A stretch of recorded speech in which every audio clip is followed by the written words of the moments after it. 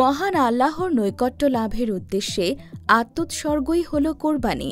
ইসলামী শরিয়তের পরিভাষায় আল্লাহর সন্তুষ্টি অর্জনের উদ্দেশ্যে নির্ধারিত সময়ে এবং নির্দিষ্ট নিয়ম অনুযায়ী তাঁর নামে হালাল পশু জবাই করাকে কোরবানি বলা হয়।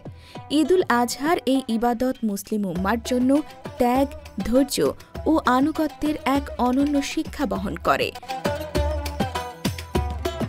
আর এই ঈদুল আজহাকে সামনে রেখে এখন ব্যস্ত সময় পার করছেন দেশের বিভিন্ন জেলা উপজেলার কামার শিল্পীরা। দিনরাত চলছে কামার পাড়ায় চাপাতি, দা, বটি, ছুরি তৈরি ও শানের কাজ। সম্প্রতি দেশের বিভিন্ন জেলা উপজেলা ঘুরে দেখা যায় প্রত্যন্ত জনপদের কামাররা এখন মহাব্যস্ত সময় পার করছেন।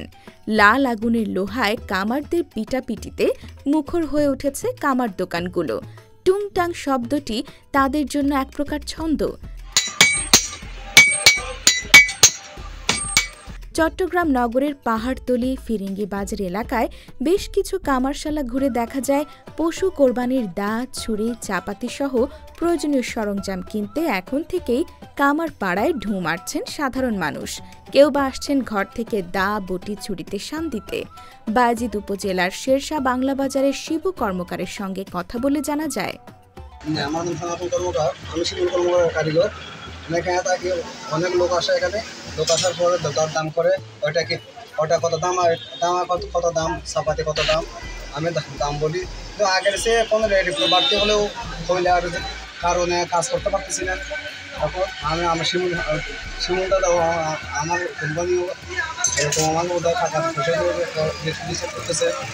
এরকমই কোনো কাজ যখন কম অবশ্যই এরকম, তখন যখন কোরবানির সময় সামান্য করে কাজের সব বেশি হয়, বেশি হলেও কিন্তু কষ্ট হলেও কাজ করলি ভালো মতো করি, হলেও অনেক লোকেরা বলে না ভালো করছে না, এরকম সেদের কথা বলে। আচ্ছা, একটা কথা, ঠিক আছে।